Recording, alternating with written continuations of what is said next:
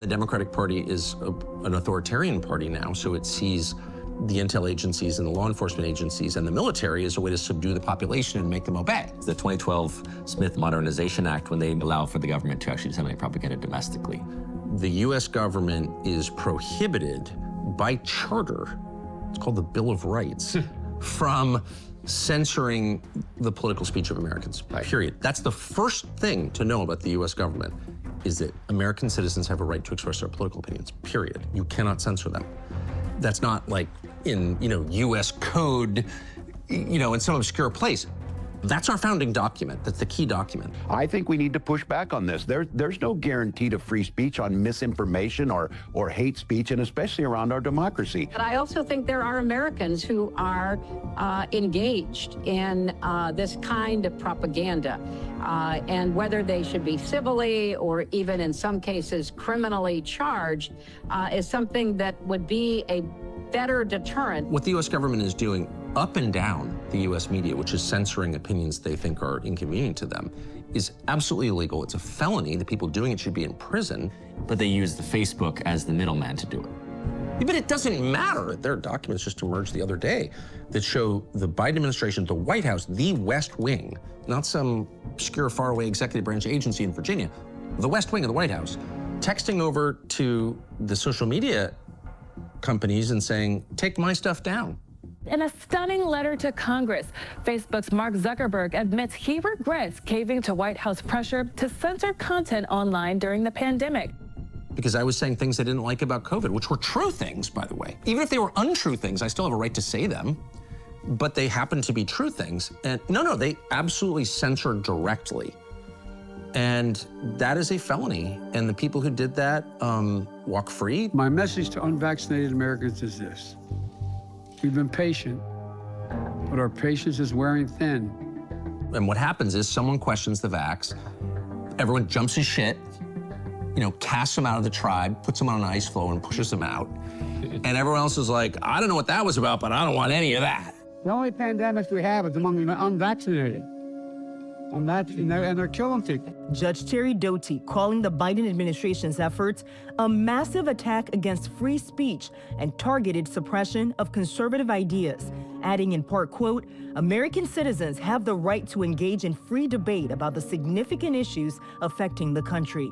The decision means top White House officials and several federal agencies, including the FBI and the Department of Justice, cannot communicate with social media companies for the purpose of urging, encouraging, pressuring, or inducing in any manner the removal, deletion, suppression, or reduction of content containing protected free speech. This idea of fifth-generation warfare is very real. Fifth-generation warfare is essentially an irregular form of war where you do physical, intellectual, informational, emotional activities, literally, that are government-directed, and the intelligence community, through its consortium of companies, saw an opportunity.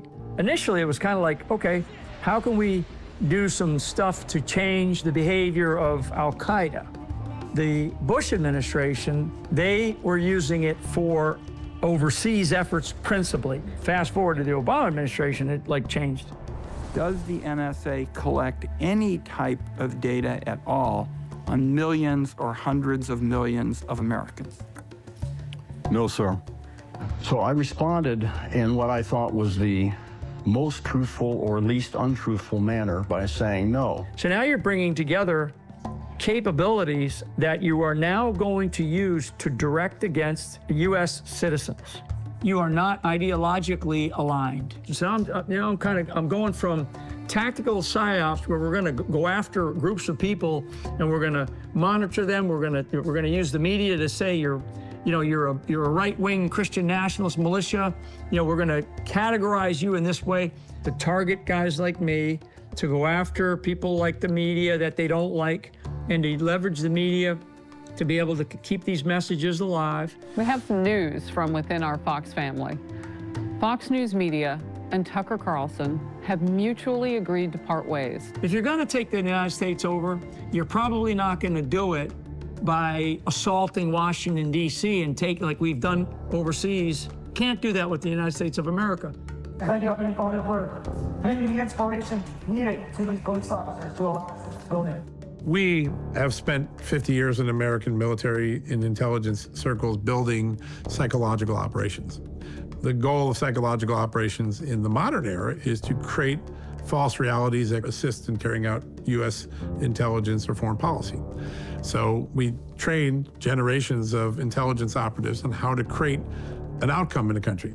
Get reporters to believe their president is corrupt when he isn't. Former CIA Director John Brennan just tweeted, Donald Trump's press conference performance in Helsinki rises to and exceeds the threshold of high crimes and misdemeanors. It was nothing short of treasonous. Get people to believe that war is imminent when it isn't. Syria says one of its military air bases has been attacked. Russia has once again warned the United States not to take military North action. Korea's nuclear and missile capability has posed the toughest foreign policy dilemma. You take a look at what's taught at the War College and what's taught in the intelligence committees and what people in the CIA were taught when they were station chiefs, and you compare it to what was going on in our media in the leaking strategy here, tactics we created to destabilize our enemies were turned against the American people. And many of the people that are perpetrating these stories are intelligence experts. They created these tools. They were teaching these tools. They supervised these tools. And all of a sudden, they're being turned against us. Information operations. Have you heard that term? Yes. Here's the thing that I think people need to understand. The information operation is not Mockingbird. It's not like, oh, there's a correspondent at Time Magazine and like, let's buy him a summer house and get him to tell our lies.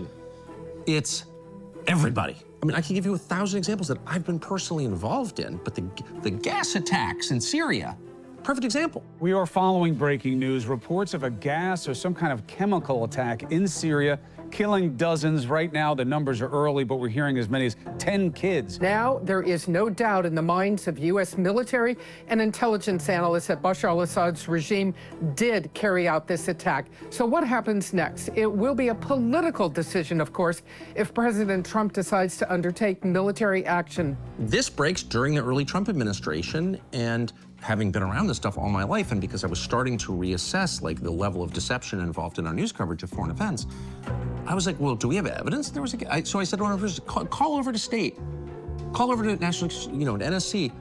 What's the evidence? Well, there wasn't any evidence. There had been no inspector on the ground to take samples. When poison gas is emitted, like there's physical evidence of that. They didn't have it. So I went on TV and said, maybe there's poison gas tech. Like, I don't know. I'm not in Syria. I'm certainly willing to believe the Assad government did it. I've done it before. But how could anyone know for certain who did this? There's only two folks that do fixed-wing aircraft in that area, and that would be the Russians and be the Syrians, be Assad. So we can be pretty confident that it wasn't the rebel forces flying any kind of aircraft over that area. They don't have aircraft to even be able to fly. So you can have a great deal of certainty on it. There's no evidence of that. And so before we start killing people in Syria, maybe we should know for a fact that the Assad government used WMD. Wow, shut up!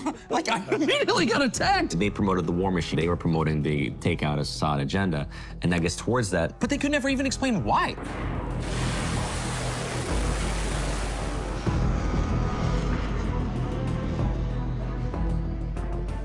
And I had a conversation today with a friend of mine, a good friend of mine, long service in the U.S. military and as a DoD contractor, who told me that he had a couple of friends. There was almost a mutiny among American military personnel in Jordan because they found themselves training al-Qaeda to go into Syria. And they're like, wait a second, we've been in the service since before 9/11.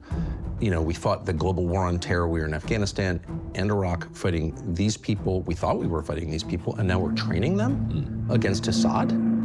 I feel like my one talent is I'm the one guy who's like, I'm willing to believe Assad is bad or Putin is bad or name some, anyone can be bad. I can be bad. But why is he bad? Right. And they would just look at you like, well, because he's bad. Because he gassed his own people. Okay, well, that sounds bad. Do we have any evidence he gassed people? Shut up! And the second people start telling you to shut up for asking honest questions, that is, again, my one talent. I just feel like, no. Why don't you answer the question?